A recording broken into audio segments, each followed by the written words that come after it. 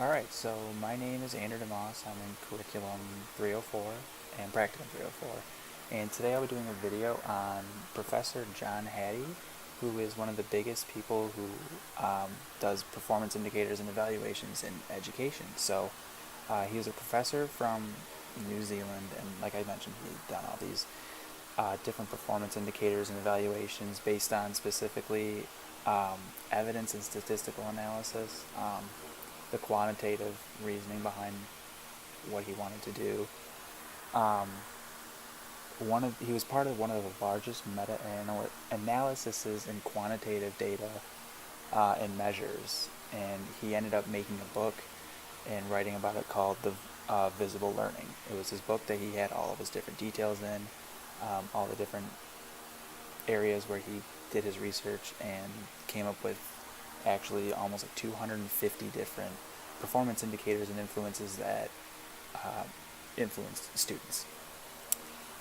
So his chart that he came up with, like I mentioned, it has over about 250 influences on it, and it's the effect sizes related to student achievement.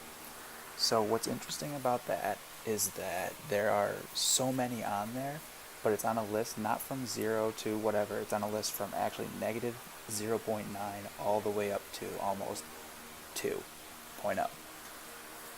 One of the biggest things is that anything that was in the negative area could be related to things that were not likely to have a positive effect on students. It actually would have had a negative effect on student achievement. Anything, and those, like I said, those were from 0 to negative, anything in the negatives.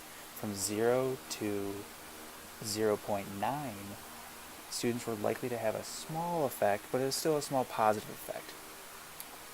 Based on his data, from 0.4 through the top, that's when students are likely to have an immense amount of positive impact on their academic achievement. So from 0.4 and up, that's when students had the highest and the most noticeable academic achievement in their lifestyles. However, the largest one, or the one that he found to be most influential or most noticeable, was that self-reported grades were the biggest of the bunch that he was able to come up with. Just reading off of his website, thevisibleLearning.org, where I got most of my information on him. He says, and I quote, he would like to rename his strategy Student Expectations to express more clearly that the strategy involves the teacher finding out what are the student's expectations and pushing the learner to exceed these expectations. So for what he's saying in that is that he's giving a lot of credit to the student in terms of letting them set their own goals. This way, a student knows what their goals are to set. If they go and they do a certain report or project or whatever the assignment may be, they can go and then grade themselves based on how they think they were able to perform.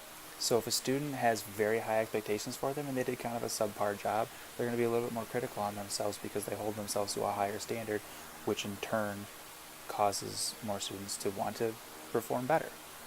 So self-reported grades, which again, it made sense to me after reading this. Like I said, he also called it student expectations, but again, it's just having a student set a certain amount of goals for themselves and being able to reach those goals by grading themselves is what is going to ultimately lead them to the higher success in education. So that is it for John Hattie. His 250 plus influencers. You can get a look at that. It's a double page sheet, but it was very interesting to see the different numbers and the different, like I said, there's 250 plus different areas where he explored and did research, and extensive research, and his big thing, like I said, was quantitative reasoning and measurements. Just how many different things that were on this list that were either positive or negative in terms of student academic achievement. The list was, in case anyone wondering, it is this Hattie's effect size chart. And you can either look at it in a pie chart, there's a list with different color coordinated dots, there's a line graph that goes all the way down, or not a line graph, but a bar graph. Um, Very interesting stuff. After reading this and seeing it, it definitely um, makes it a lot easier for me to know what to do for students when I become an educator, because there are certain things on this list that I thought would be extremely helpful, and according to his extensive research, it actually would not be very positive for these students. So, like I mentioned, a lot of the stuff that I got in it, I got from his website, visiblelearning.org, or visible-learning.org.